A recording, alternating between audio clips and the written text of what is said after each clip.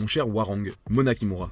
Cette kickboxeuse japonaise de 24 ans a complètement retourné internet au cours des derniers mois, déjà parce qu'on dirait qu'elle sort tout droit d'un jeu vidéo, mais surtout parce qu'elle combat en utilisant quasiment que sa jambe droite. Cette championne nationale de karaté et de boxe n'en est qu'au tout début de sa carrière, mais les vidéos de ses combats ont déjà accumulé des dizaines de millions de vues, tellement son visage angélique contraste avec la brutalité de ses coups de pied. Dans cette vidéo, je vous propose donc de découvrir cette combattante ultra originale sous toutes ses coutures, et croyez-moi, vous allez prendre votre pied. Tu es dans l'octogone et aujourd'hui, on va parler de Mona Kimura, la combattante qui peut te mettre KO avec un high kick comme avec un sourire. C'est parti. Mona naît le 12 avril 2001 à Mizuho, une ville qui se trouve dans la préfecture de Gifu, au Japon. Elle commence le karaté ainsi que le taekwondo à l'âge de 4 ans et elle montre immédiatement des prédispositions parce qu'elle botte le cul d'absolument tout le monde dès ses premiers tournois. Ses coachs comprennent rapidement qu'elle a le potentiel pour aller très loin, donc ils commencent à l'entraîner de façon ultra stricte. Ils l'obligent par exemple à tenir en équilibre sur sa jambe gauche, parfois pendant plusieurs heures, pour renforcer ses muscles et l'aider à rester stable quand elle envoie ses coups de pied. Alors ça peut paraître un peu cruel d'imposer ça à une fillette de 5 ans, mais ce qui est sûr c'est que ça a bien marché parce qu'aujourd'hui elle peut faire ça.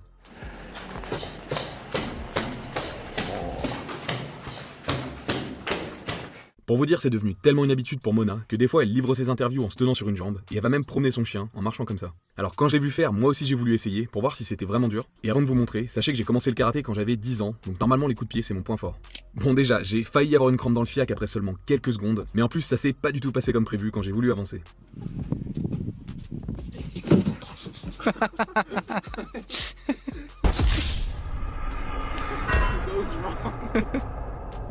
Je suis sûr que vous êtes en train de vous foutre de ma gueule derrière votre écran, mais en vrai les gars c'est super dur. Donc si vous êtes chaud, bah essayez et dites-moi dans les commentaires comment ça s'est passé, en essayant de pas laisser une dent dans le carrelage.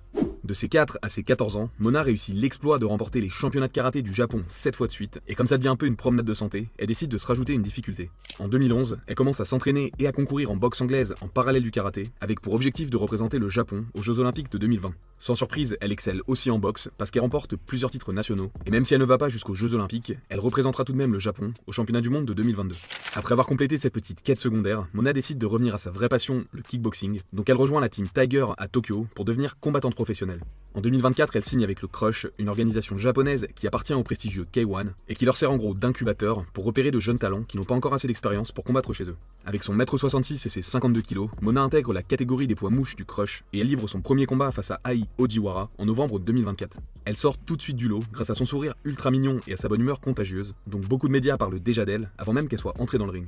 Mais le soir du combat, son sourire a complètement disparu pour laisser place à un visage qui respire la concentration. Dès les premières secondes, elle surprend tout le monde avec sa garde unique et quelques instants plus tard, elle assoit son adversaire avec un contre magnifique.